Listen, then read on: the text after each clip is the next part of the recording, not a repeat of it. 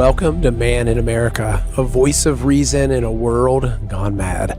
I'm your host, Seth Holhouse.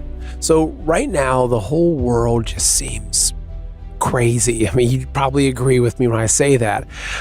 There are just talks of war every other day. There's financial ups and downs. There's discussion of food shortages and egg prices are doing this. And it just seems like our country's been at war for a long time. And I really believe it has been. Actually, I think the whole world has been at war for a very long time. However, it's gotten increasingly complicated and difficult to understand. And so joining me today is a guy named Boone Cutler. I'm not sure if you've seen him before or not, but so he's someone that was in the Army working within psychological operations and psychological warfare.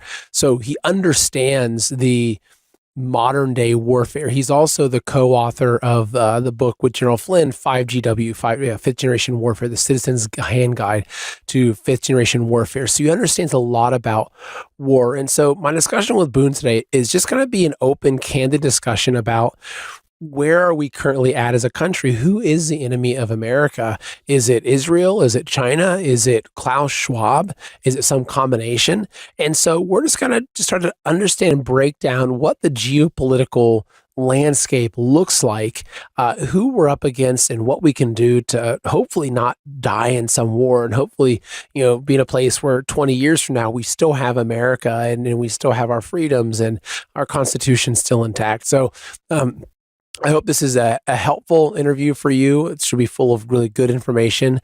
And if you enjoy it, then please share it. All right, so this is the interview. Please enjoy. Mr. Boone Cutler, it's great to have you on. Thank you very much for joining us today. Well, thanks for having me, Seth. You got a great show. I hear a lot of people talking about it all the time, and it's an honor just to be here. Thank you very much. Thank you. I appreciate that. So I'll let you give your own introduction, your background. I know you up until, more recently as the guy that wrote 5GW with General Flynn. That's how I first came across you, and I've followed your work since. But just give us a little bit of your own background, especially I think with your expertise in psychological warfare. So anyway, yeah, I'll let you do that. Yeah, I think that's a question a lot of people want to know. Like, how did I get this? How did I get into this space? Because a lot of people talk about psychological operations, but they really don't have a background in it. And I would say that the U.S. Army PSYOP course really put me on a solid footing to understand geopolitics and how countries work against other countries and with statecraft, covert influence, covert operations, and so that just really stimulated my mind to study a lot more beyond, the military training. And I got plenty of experience doing the same type of thing in the military. I deployed to Iraq in 2005, 2006, and acted as the psychological operations team sergeant in Sadr City.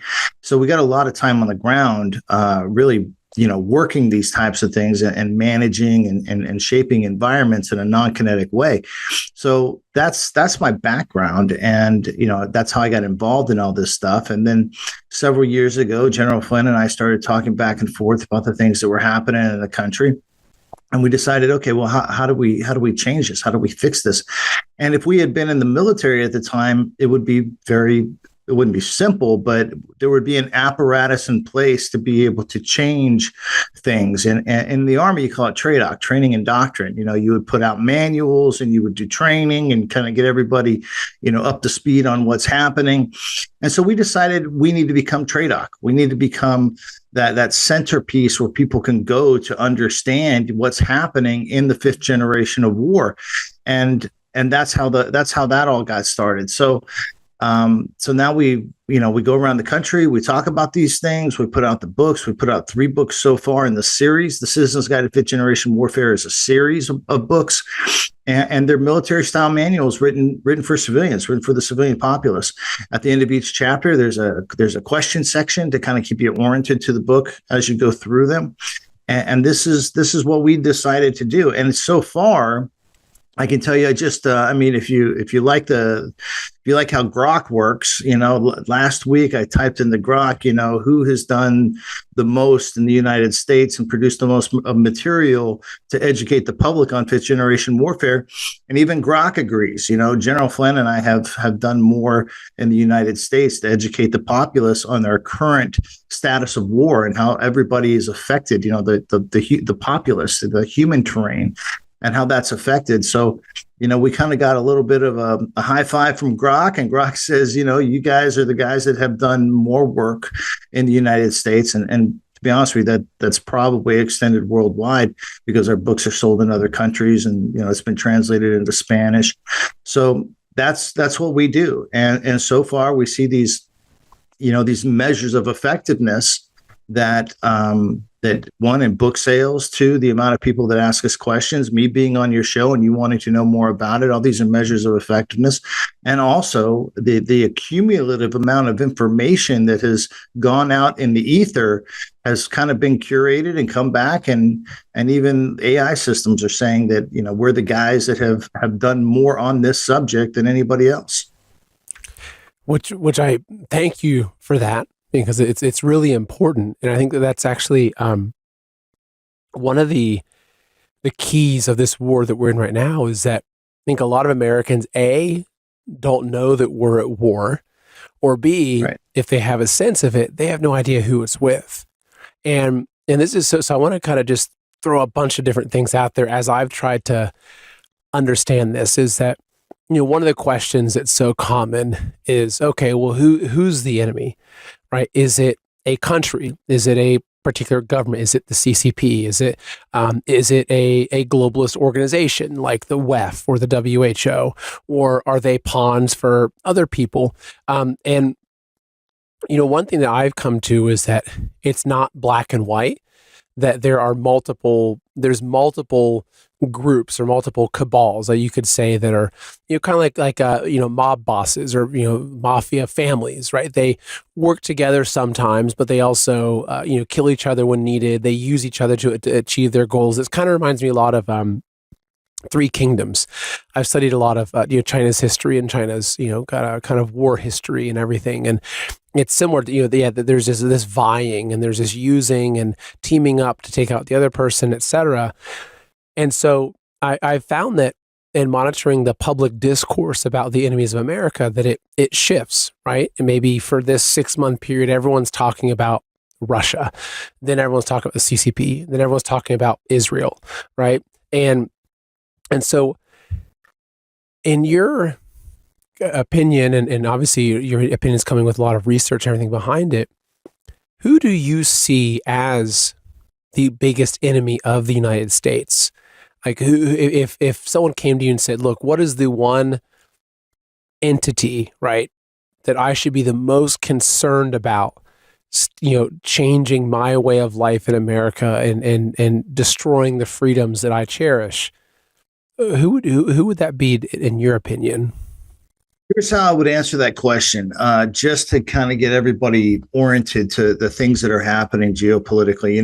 A lot of people can still relate to the Cold War that we had with the Soviet Union, okay, where the Soviet Union was going out and co-opting different countries, different governments, different ideologies, and they were trying to consume more than the United States. And the United States was going out there, and we had these proxy wars, we had this constant battle, this Cold War battle with Russia. Well, that was communism versus capitalism. Okay, right? That's kind of where that funneled down to. This is how people would remember it and recognize it. I would say take that same exact paradigm, except instead of it being communism versus capitalism, now you have globalism, which is communism, versus right-wing populism. Okay. And if you look around the world, though, there's all these different countries that are becoming right-wing populist. There's also left-wing populists, but the growing ideology of right-wing populism, the nation is first and independence and all these things are growing around the world.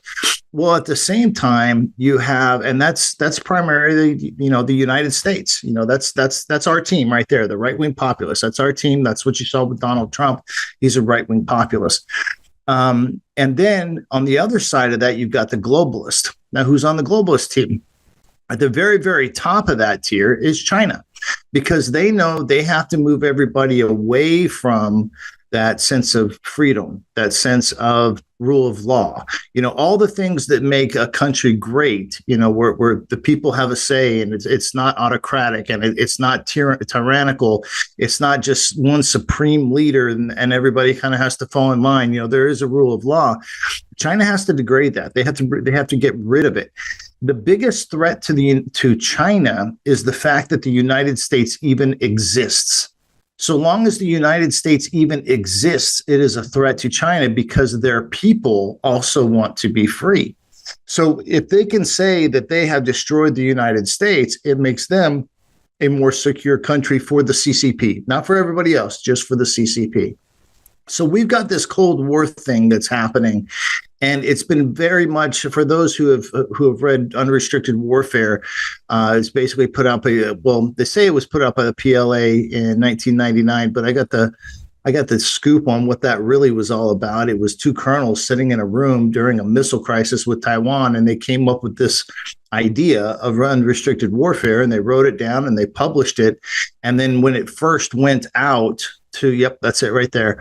When it first went out and people started looking at it, they did like everybody else, hawking a book. They were doing media. And it was when they did the media, and I have someone who's advised on the next book that General Flynn and I are writing. One of the advisors to that book told me this story, because he had contact with the guy who did the interview with the authors of Unrestricted Warfare in China. He said PLA didn't have anything to do with it. It was just two colonels who just decided they were going to write it and they were going to sell a book. And then it was adopted by the CCP. It was adopted by the PLA. It was never commissioned by them. So that's another indicator of how, China works. And this is the game. So in unrestricted warfare, you're going to see things like economic warfare. You're going to see things like the war of narratives. You're going to see things where they're dominating terrain and taking over different countries. The amount of psychological operations throughout the entire Belt and Road initiative is that is truly China's way to win without firing a shot. And that's what unrestricted warfare is all about, how to win without firing a shot. So they have these campaigns and they co-opt governments and they compromise officials in various ways. It could be monetarily, it could be ideologically, it could be through some sort of extortion. They extort the different companies, multinational corporations that also have a lot of influence in government. So they extort the corporations who extort the government, who basically extorts you. So that's their game. They want to influence the influencers that influence you. And they do it on many levels. If we're talking about TikTok, they do it with young people that are pushing a message. They throw them a huge, or this is the way it was happening, they would throw them a huge audience, and they would define, okay, who are we going to support? Who are we going to elevate? Who are we going to amplify? And what they would amplify is someone who is young, someone who is good looking, and they have a talent people will watch. So just based upon that, they would flood them with an audience, which would give them an income. And now you got some 16-year-old kid who knows how to play the kazoo and doesn't know anything about politics. And they start pushing stuff in their feed that they repeat out to their audience. And now they've co-opted that audience through that influencer who doesn't really even know what they're doing. And in those environments, those young people, they're making, big dollars now. They're not really listening to mom and dad. They're not really paying attention to anything. They're just worried about, building that audience. And now they become very protective of that platform because they're making money and they have a sense of power behind all of their efforts. So in all these different ways, the CCP corrupts the minds of others in order to basically tear down that country so they can prepare it for revolution. And it's just like taking this 10 or 100,000 foot view and looking at, what's happening right now geopolitically. It's interesting because I do think that a lot of people seem to be focusing a lot less on China. And I've been seeing, and there's been a lot more focus, especially within the right, on Israel. And I don't want to get into like the bigger picture of Israel and the history of Israel and different roles. And I've got my own, kind of huge list of issues I have with Israel's level of influence over our own government and AIPAC and, all these kinds of things. But I'm trying to look at the bigger picture. I've wondered, okay, why is it that so much of Trump's entire cabinet is so pro-Israel, right? And I'm not sure where you stand on Israel, and you have to kind of come out and say it doesn't really matter, right? Kind of the point that I'm making here is that I've oftentimes thought, I wonder if Trump is strategically making these alliances because it's kind of three kingdoms, right? Like he has to align the United States with a kingdom that will help him bring down the other third kingdom, right? Which you could say is China. And so, because I've wondered, because when I look at, if you suffer from daily pain, please listen closely. Folks, the tides are turning. It's no secret that Big Pharma isn't interested in your relief. They want you hooked on pain pills forever, profiting billions in the process. Their motives have been unmasked, and a natural pain solution has taken hold throughout the United States. That solution is named Colonization, which may be your ticket to a life without pain. Chances are you've already heard someone talking about Colonization, as it has changed the lives of hundreds of thousands of Americans. Over 2 million bottles were shipped last year alone. So why is it so popular? This drug-free innovation has been studied for 14 years, and it gives you the pain pill level of relief without side effects, grogginess, or risk of addiction. There's no synthetic pills, no injections, and no expensive doctor visits. In fact, it's about 1/10 the cost of traditional pain management. Scientists are calling Colonization nature's morphine, and it's the only substance ever proven to activate your body's natural pain molecules, the very same ones upon which pain meds are designed. This means you could be 7 short days away from a life without pain. But here's the deal. Until midnight, you can try it risk-free for 90 days for just $1 daily. No subscriptions, no gimmicks, just honest and powerful relief. Remember, authentic Colonization is only produced by one company in the world, GDR Labs, and every bottle is small batch manufactured in Atlanta, Georgia. Thousands have vocalized their success with Colonization. You could be next, but hurry. Due to demand, this special pricing expires at midnight tonight. So try Colonization for less than $1 per day. Go to www.trycono.com/MIA. That's TRYCONO.com/MIA, or just click the link below the video. Break free from Big Pharma. You've got nothing to lose but your pain. If I look at the complaints I see often about Israel, it's like, okay, yeah, right. There's a lot of dual citizens. A lot of our own politicians have Israeli citizenship and Israeli passports, and there's a lot of conflict of interest there. And it's like, okay, yeah, obviously there's concern there. Like America first means America first.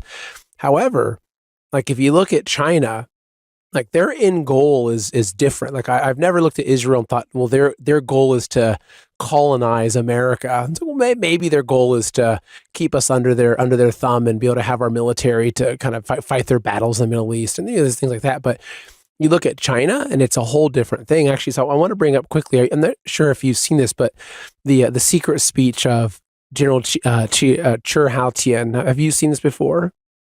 I don't know if I have or not. I can't see it in front of me because of where my camera is. But let me tie in a couple of things that you said there. Yeah, please do. I think it's worthy. I think it's worthy of clarification. And what you said is exactly right. You got 3 kingdoms. 2 need to gang up on the one, and then then they each have at each other. And that's the thing.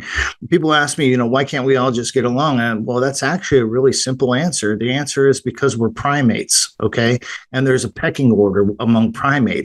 And so long as we're primates, there will always be war. There will always be vying for that top tier. But when it comes to Israel, let's look at Israel for a minute. Now, I know a lot of people like to get there's a lot of fervor about, their intentions and where they came from and what they really have a right to and blah, blah. Okay.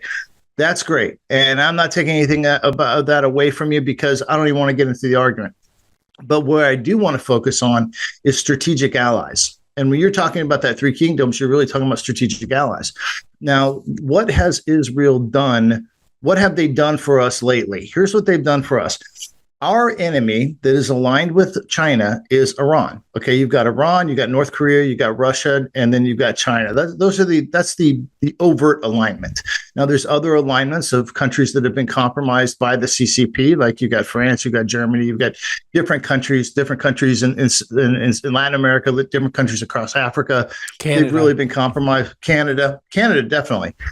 They've really been co-opted and compromised on several levels. Now, I just brought up a couple of European countries in there. Those are countries that are part of NATO. So let's look at two things at the same time. One, what did Trump do with NATO? He said, you guys are going to have to handle Ukraine on your own because we got other things to do. And what are the other things to do? China. And he knows, based upon his intelligence, that there are NATO countries that are so far deep and corrupted and compromised by China that the chances of NATO actually helping us in a fight against China might not be what we want it to be. So we can't rely on them. Well, if we can't rely on them, we've got to pull back our assets and resources, and we've got to focus on our primary threat. Now let's go to Israel. Israel has done a couple of really advantageous things for the United States. One, they've decimated Hamas and Hezbollah, okay, which are assets of Iran. So they've weakened Iran, which is our enemy. So they have weakened our enemy's assets to be used, that could be used against us, could be used in an area. And this there's a lot here that has to do with rare earth minerals and things that we need in order to fight an extended war like with China.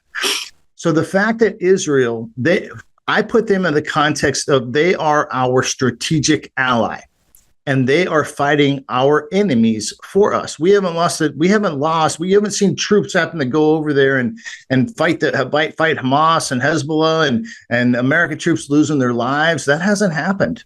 Okay, that hasn't happened. Maybe it has on some levels in a small degree that in places that we don't really understand. But as far as the massive operations, you haven't seen U.S. deployments. You haven't seen American warfighters losing their lives in Israel for Israel. So Israel is taking care of our enemy by creating this conflict, by having this conflict with Iran and with their assets. So when we talk about why Israel, okay, this has nothing to do with anything religious. This has nothing to do with a history of blah, blah, blah, and blah, blah, blah. This has to do with they are a strategic ally in the region, and we have to have these strategic allies to go after our adversaries. So they're helping destabilize Iran. So Iran doesn't have those assets to use against us as we're fighting China. This is a big deal. So now I've highlighted two different things for you that people that I look at in a certain way that a lot of people don't look at. And that is, we have withdrawn a lot of our efforts that we've done with NATO. We're on our own there.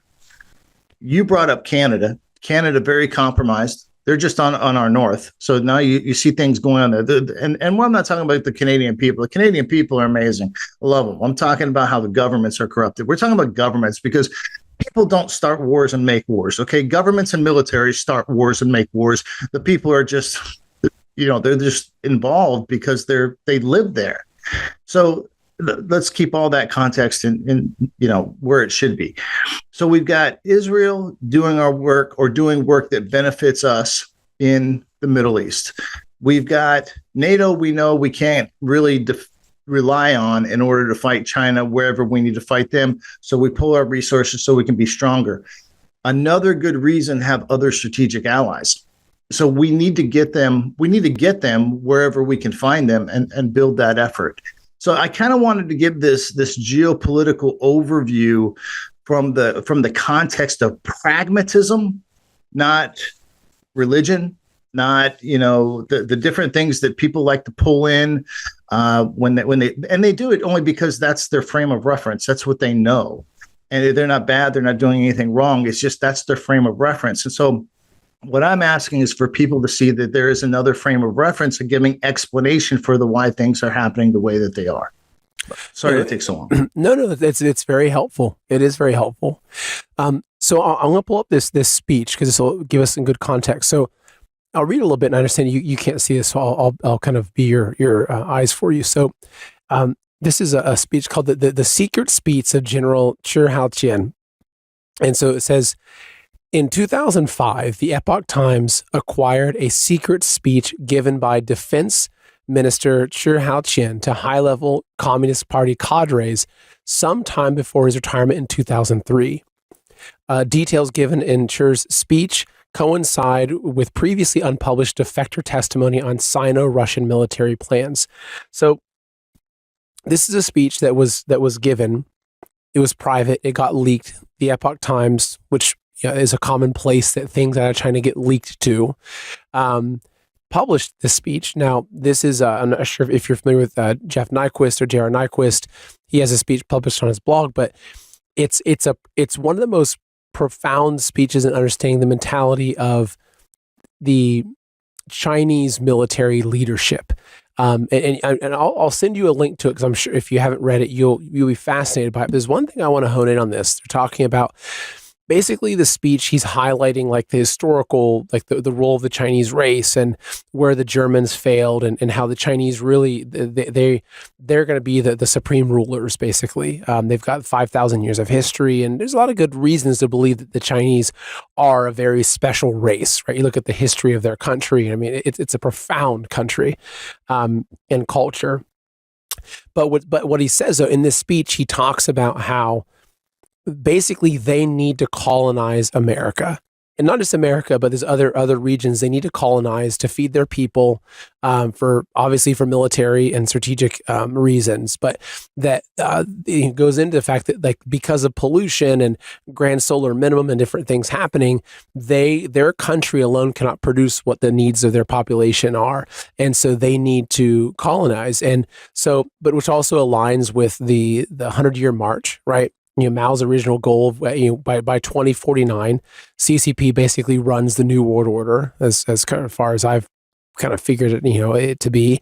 But one thing I want to highlight in this speech, I'm going to read a couple paragraphs here, because they're talking about why they need to secure land, why they need to colonize America. So he says, during wartime, we were used to seeing dead people. Blood and flesh were flying everywhere. Corpses were lying in heaps on the fields, and blood ran like rivers. We saw it all. On the battlefields, everyone's eyes turned red with killing, because it was a life and death struggle, and only the brave would survive. It is indeed brutal to kill 1 or 200 million Americans, but that is the only path that will secure a Chinese century in which the CCP leads the world. We, as revolutionary humanitarians, do not want deaths. But if history confronts us with a choice between deaths of Chinese and those of Americans, we'd have to pick the latter. As for us, it is more important to safeguard the lives of the Chinese people than the life of our party. That is because, after all, we are Chinese and members of the CCP. Since the day we joined the CCP, the party life has always been above all else. History will prove that we made the right choice. So and there's other areas too where he talks about this, and how basically they need to use some sort of biological weapon to kill a couple 100 million Americans, so they can then move in kinetically and seize the land. And he talks specifically about how they can't use nuclear, they can't use other advanced weaponry, because they can't destroy the soil. And so they would need to use some sort of biological weapon to wipe out a couple 100 million Americans, so they can then come in and colonize. And, like, to me, I can't think of any other nation on earth that has a plan like that. Right? There's other nations that they want to slowly destroy America, or they want to have influence of America, but, like, this is an open plan to say, you know what, we want to just take America for our own. So anyway, I'll let you respond to that. No, you're right. You're talking about extermination. I mean, no different than you would spray Raid on a bunch of ants. They would do the same if they could. And this, people don't know. A lot of people don't know that there is a food shortage in China. It's because they lack water, and so they have to bring their food in from other places. They bring it in from the United States. They bring it in from Brazil. This is a thing for them. So that's also a weakness, because there's food scarcity. Like right now, they're very worried about food scarcity. Why would they worry about food scarcity? Because that causes uprisings. That causes uprisings within their own country. Right now, the people aren't getting paid either. They've been starting fires. They've been having riots and starting businesses on fire in China. People don't know this. It's not in the mainstream news, but it's a fact. So they've been starting fires. There's a food scarcity issue, which creates a susceptibility for some sort of, for some sort of, asymmetrical warfare within China. Unconventional warfare. These things happen, but they have to have certain conditions to really thrive. And these are some of the conditions.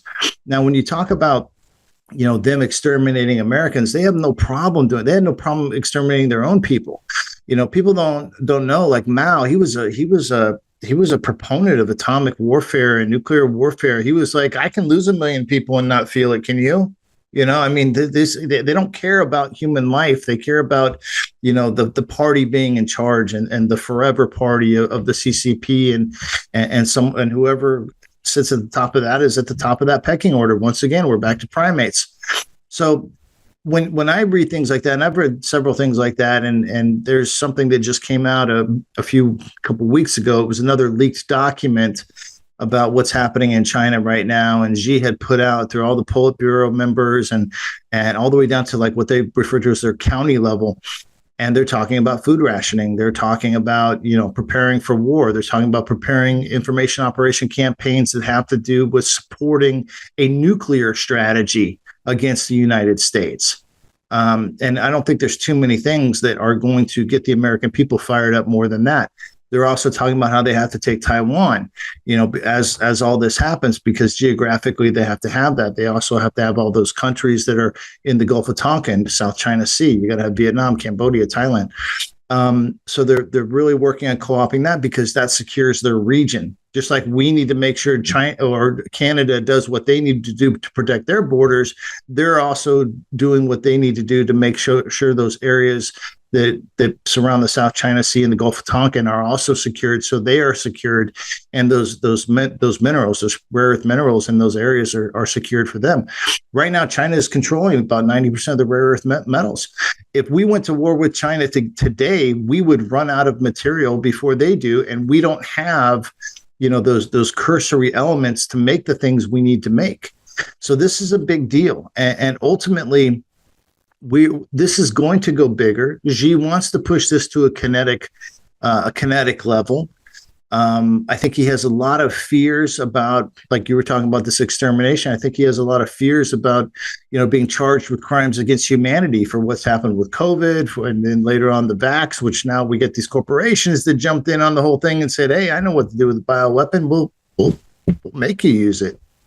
So all these things are going to come to fruition. These things are going to boil to the top. And I think what's important that we remember as Americans is there will be a response. There will be diversions. There will be deceptions that happen as these things bubble to the top. But it comes down to identity. Do you know who you are, and do you know what your country is all about? And if you know who you are and you know what your country is all about, that's where you kind of rest yourself on the bedrock of knowing. So you're not swayed by these psychological operations, information campaigns. You're not swayed by that. Know who you are. Know who your family is. Build your family. Be close with your family. Make sure you are self-sufficient with food, with water, all the things that would make you susceptible if you ran out of it. You want to make sure you have enough plentifulness for yourself as we go through these pains to make sure you are not susceptible to the things that they are going to do. So become self-reliant. Bring your family closer to you. Build those relationships because you're going to need each other. Remember who you are and remember what your country is all about, because those beliefs and those ideologies will absolutely 100% be challenged as we go through this. And so what's interesting is that I think there's a lot of people, especially this populist right movement, I think that got Trump elected, and that is really, I think, moving the election needles around the world, right? But I think now that Trump is back in, my sense is a lot of people have put their feet up. Like, okay, we got our guy in. Like, nothing's going to happen to America. We're in, and that's, to me, that's very concerning, because if you look at when is the right time to strike an enemy, it's when they least are prepared for it, right? and when they're most relaxed. And, it's like the movies you see of the Vikings that have a successful day, and they're all, like high on their battle win, and they have a wild thrashing party. And at 4 a.m. when they're all drunk and passed out, then the enemy comes in and they slit their throats, right? Because it's like, oh yeah, they thought they won, and that was what made them lose. And so, looking at our current situation as America, right now we see there's some posturing, a lot of trade war posturing happening with Trump and Xi. But within the next couple of years, I mean, do you think that the China or the CCP will really step up? I mean, could you see them doing anything kinetic? I mean, because it's crazy, because even the past couple of years, I've mentioned before, we should be concerned about a kinetic war with China. And I've seen so many people saying, you're an idiot for thinking that. You're a neocon. There's no way China's going to attack us. We've got more guns than any other country combined, and all this talk. And it's like, well, there's ways around that, right? Have you seen these drones, right? So, I mean, do you see China as a more immediate, a clear and present danger? It is a clear and present danger with China, and Americans. We really need to focus on geopolitical relationships and seeing who's aligning with who. Like right now, India is the belle of the ball. Everybody needs India. Everybody wants India, and that's a big thing. There's indicators that you'll see, that people look for to determine whether or not India is going to fall on our side or the side of China. And right now they're trying to split that line so they can get everything they can get from all sides before they have to make a decision, which is, that's that Machiavellian mind is basically the political mind. So these things you're going to continue to see, but I can't stress enough that the warfare that you will initially see coming from China is not going to be from the barrel of a gun. It's going to be through your media, through your judges. I mean, look what's happening with these judges. And if you look who's behind those judges and what party that they were aligned with, and, these are big deals, because the real fight is going to be in the political warfare sphere. And that's going to be influenced by information operations, sensitive activities, psychological operations. That's going to be influenced by that. And that's really going to be where their quote unquote first strike capabilities are going to come from. It's going to become in the cognitive battle space, not the physical battle space. And you can probably expect that they're going to create disruption within the country, because like you were saying, we got all these guns. We can't, they won't fight us. Well, how do you deal with that? You make Americans fight Americans, right? And then through the political and through the legal apparatus, then you got to take away all the guns because there's infighting in America. Now you've made us susceptible to foreign powers. These are all shaping operations that happen in order to disarm a country. We need to be aware of all these things, be very, very focused on the political warfare that happens in the United States. And this includes judges, especially now. That's, those are the Hail Marys that they're throwing, with the judges. So we need to be aware of these things, and truthfully, there's we get stuck in our feeds, whatever we're watching, whatever pops up in front of us, and that can become a very dangerous thing, because once you're in that bubble, you will consume whatever information that is in that bubble, and that shapes you, that shapes the way you think and feel. Your neighbor is most likely not your enemy. And if they don't act like you and talk like you and believe like you, well, they're probably in another bubble, but they're still probably good people. They're probably not, CCP subversives or anything like that. They're probably good people. They just have they're in a different bubble, and they've probably gotten there in a very innocent way.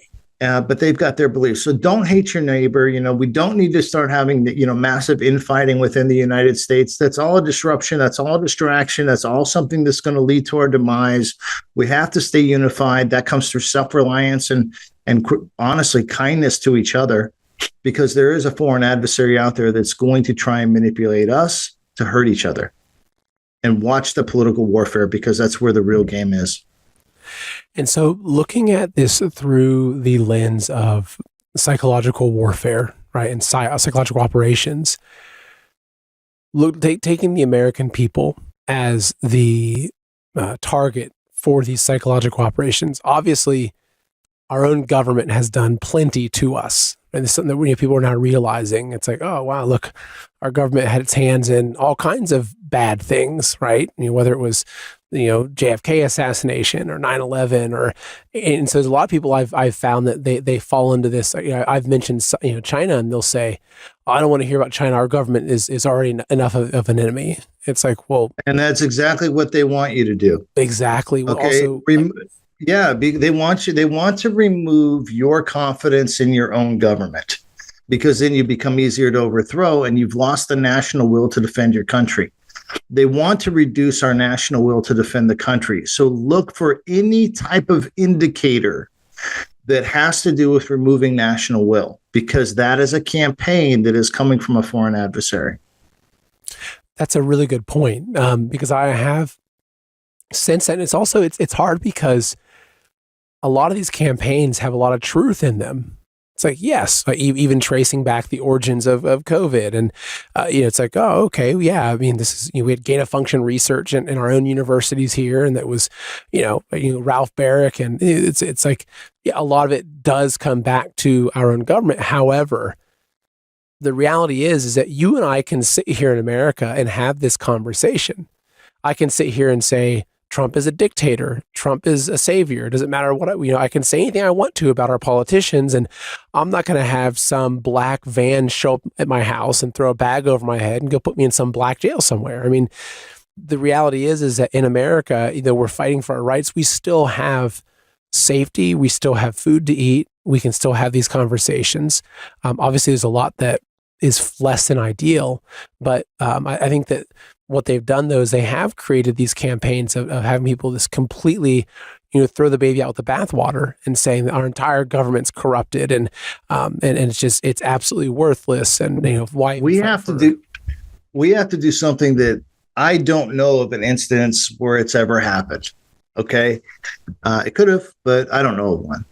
We have to hold our nation's identity, root out the corruption that is very centric to all the things you're talking about. Okay, that has to be cut out.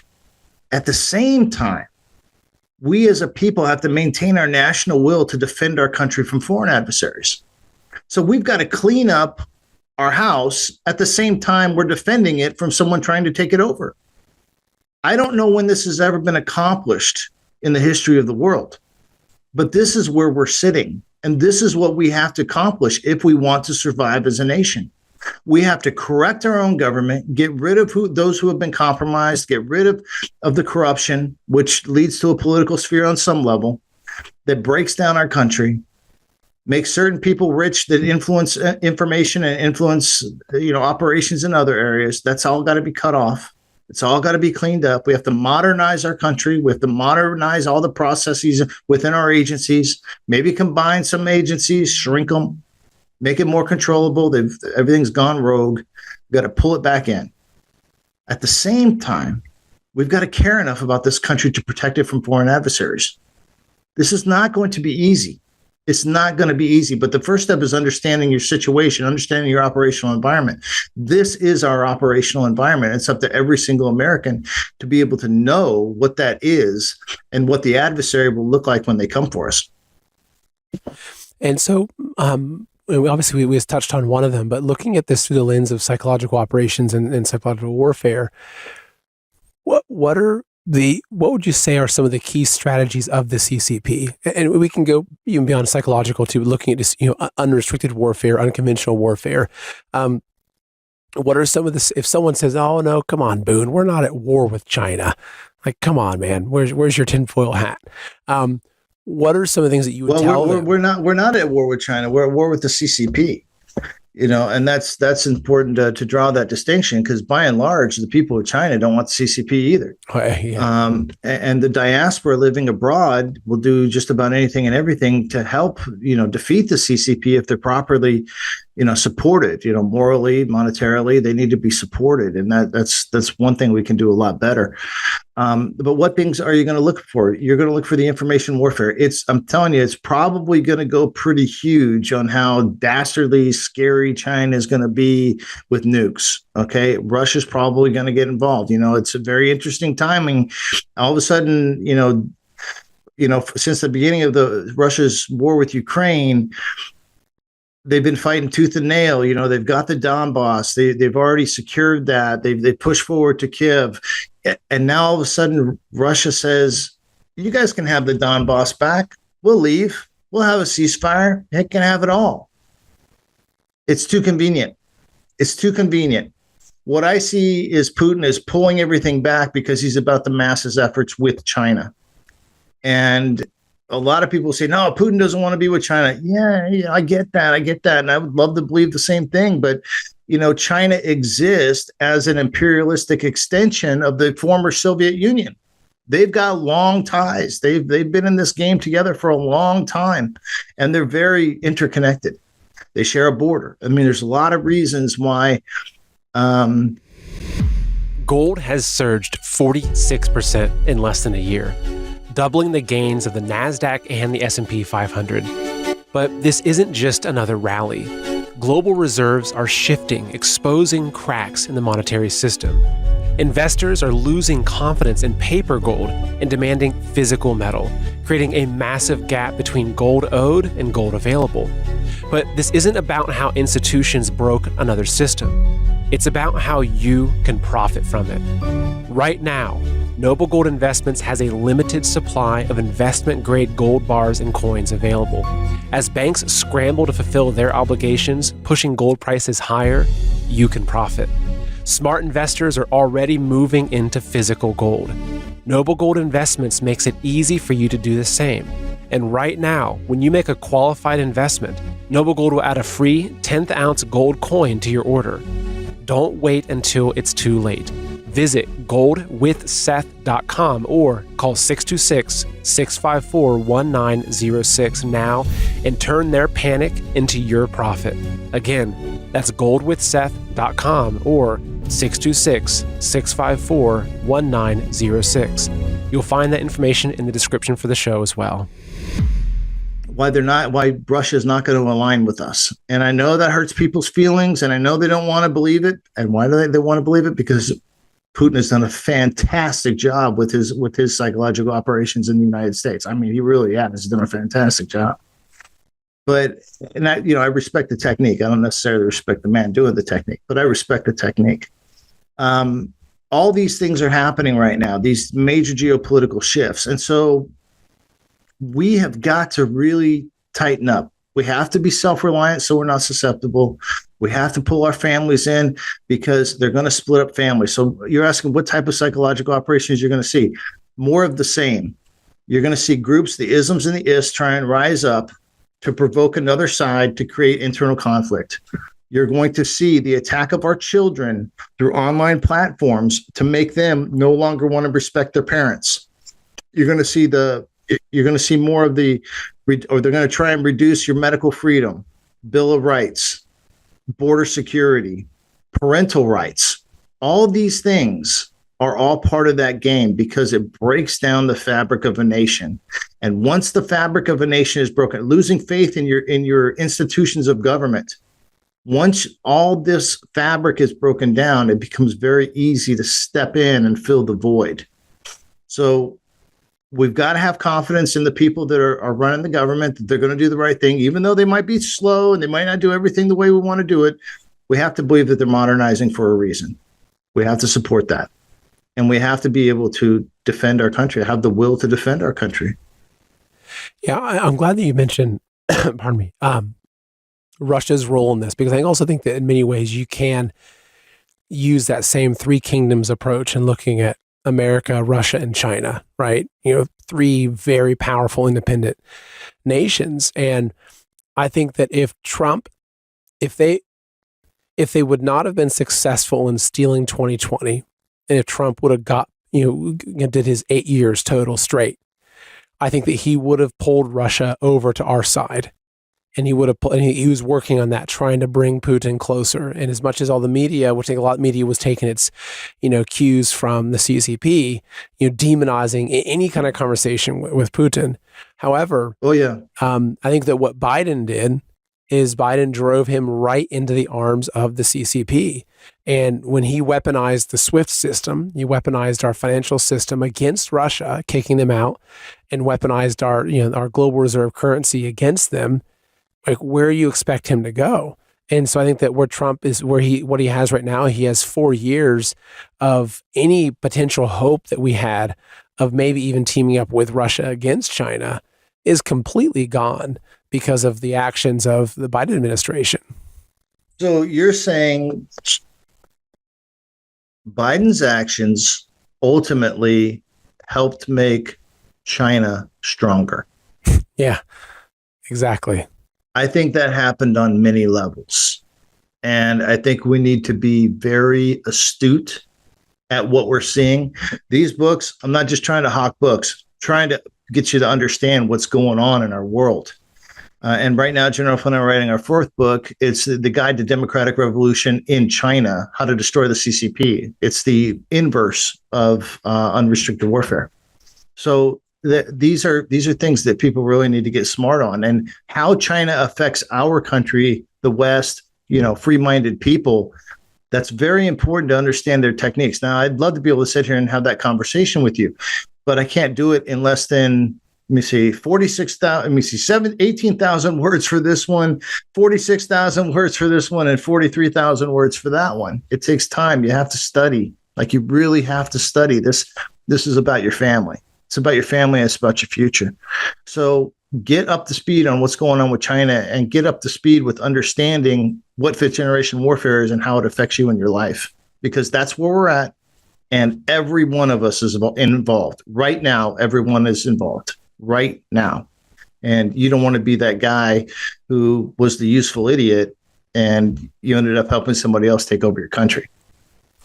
Yeah, it's funny because also you asked me that question. It's kind of like, so are you saying that Biden acted in a way that weakened America and strengthened China? It's like, oh, of course, right? And obviously you're kind of asking me the rhetorical question of that. But if you look at the cartels and the fentanyl, it's like, wow, how much of the cartel activity traces right back to the CCP? I mean, even looking at this, and who facilitated it? Biden. Exactly. And who was behind Biden? Obama. So, I mean, and where did Obama come from? Do we even know yet? So all these things, people kind of need to expand your mind and see see it from a different angle, a different frame of reference. We've been at war for a long time in this country. All nations are always at war with each other, gray zone warfare, right? But it's very important to understand that there is gray zone warfare, and what actions take place in that warfare, especially, I'll say it over and over again, in the political sphere, because the political sphere makes the laws, and that's how you control people. So that's why there's so much work in the political sphere. How do you influence the political sphere? Through corporations, through lobbyists, through money, through the stock market. I mean, how many of our politicians willfully said, I'll absolutely vote for that. Everybody get the vax.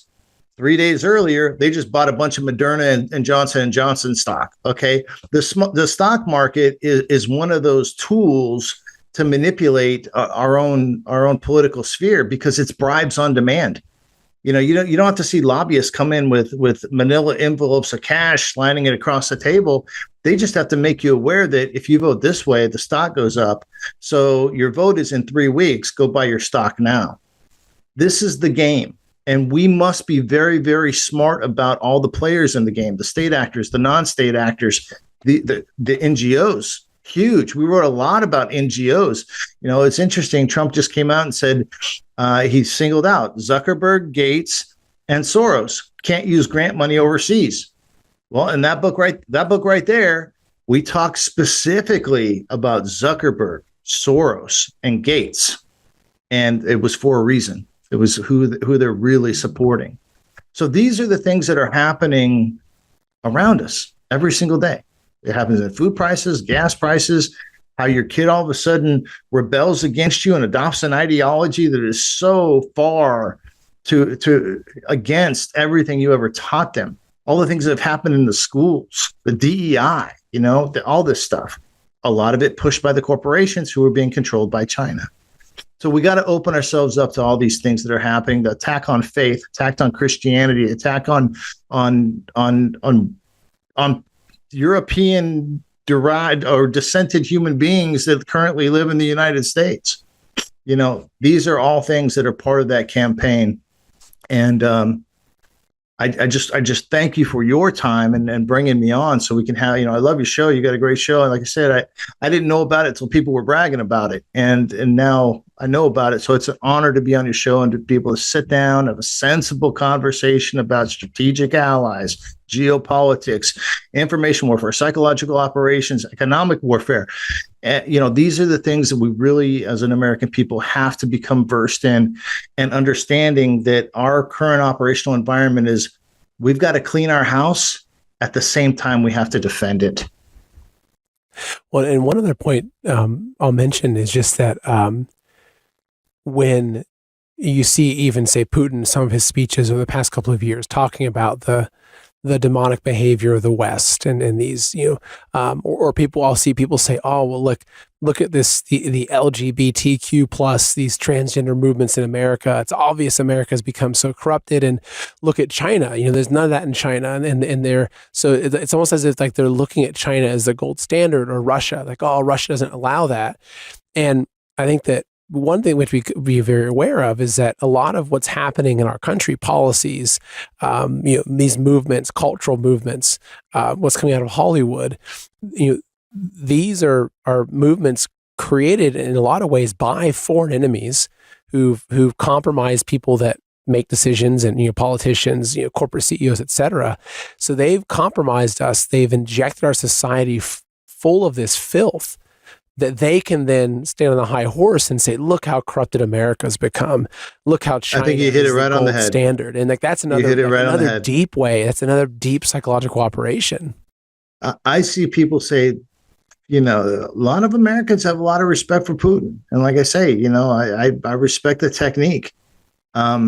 He's smart. He's really smart. He's got a lot of control, and but he's not our ally, guys. He's not our ally. I know you want to believe he could be, but today, here, right now, he's not our ally. And that's hard for people to accept for many reasons. And it usually boils down to some sort of information campaign that they've come across and gotten deep into, which isn't their fault. They don't know. That's the thing. These people aren't bad. They just don't know. And the people that throw a Black Lives Matter sticker on their car, they're not bad. I talk about this all the time. It's very, very true. If you want to do something that you can help your country right now, just understand this particular story. If you're driving behind somebody, and say a person is driving behind somebody and they see a Trump sticker, now they get all fired up. The polarization goes through. This white Christian nationalist, I hate this Nazi, right? Well, how do they know the person driving that car just doesn't believe in a strong national defense? I think that's common ground. I think we can all believe in a strong national defense. Equally, you're driving behind a car that has a Black Lives Matter sticker. Oh my God, look at this Marxist. This person is the reason my country. You don't know that about that person. That's your frame of reference. They might have biracial children, and they just don't believe in, and they're against racism. Well, I think we can all agree that racism is bad. So we've got to stop with this polarization that shuts down our critical thinking skills. Pull it back. Your neighbor's not your enemy. There are active information operations going on, active psychological operations going on. And we need to realize what makes us susceptible to those things, and not be susceptible to them, because that's a good way to make mistakes that we can't come back from. So put your fervor where it belongs. Which is part of why I do this, and why you do what you're doing, is because we're trying our best to help people understand where that fervor belongs, right? It's like, yeah, Right. don't spend all your time seething over your neighbor with a Biden sign, or a BLM flag. Like, figure out where your common ground is. And it's like, it's a good point. It's like a lot of people think that, like, what is the old saying, right? The path to hell is paved in good intentions, right? The road to hell is paved with good intentions. So a lot of people think, oh, of course I should support BLM. I don't think racism's good. I think this is a good movement. They don't understand, right? Just like a lot of people, they don't understand there's Act Blue involved, who's taking your donations and filtering them to a political entity that supports a Marxist agenda. No, they didn't understand that when they gave $5 to a certain charity that was filtered through Act Blue. They didn't know that. Don't act like they did. You know what I mean? Don't act like they did. They were, and I'll point out another thing that I think is very important in our country. The vax versus non-vax. You've got people going, oh, I hate people who were vaxxed. They were against me. They demonized me, everything. Okay.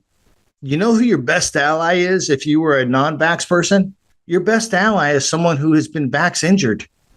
That's your best ally. They can speak to it, all the stuff that you were worried about. So these should be treated like your best allies, not, oh, they deserve what they get. No. Bring them in the boat. Bring them in the boat, because they can speak on your behalf now, because everything you were worried about, they've actually been through. So these are the things that we've got to look at these things differently.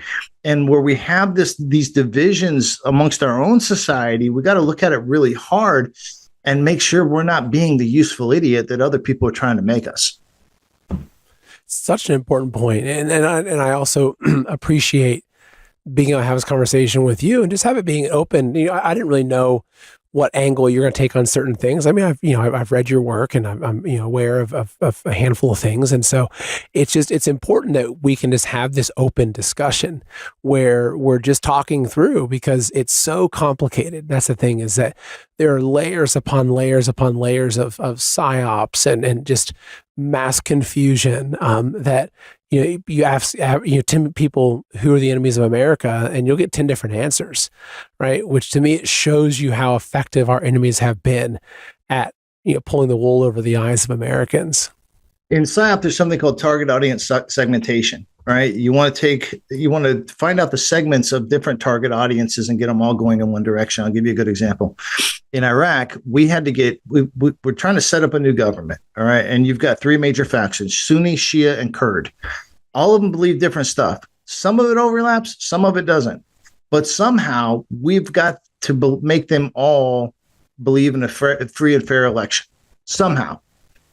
Well, that doesn't mean we said everything to the Sunnis that we said to the Shia, which we said to the Kurds.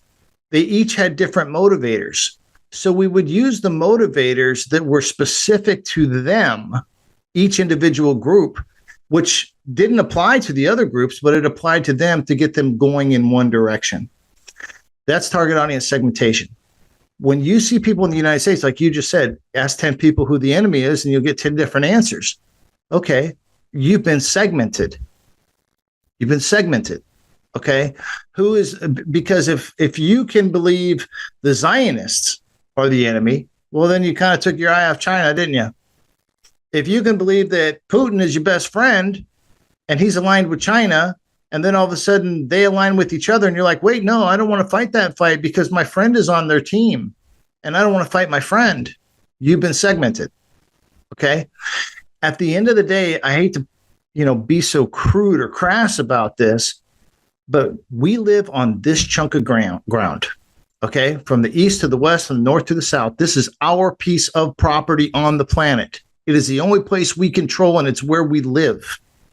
Anybody trying to stand against us being free on this chunk of ground is our enemy. Period. End of story. Doesn't matter where they're from. Doesn't matter what you think about them. The truth is, that's your adversary.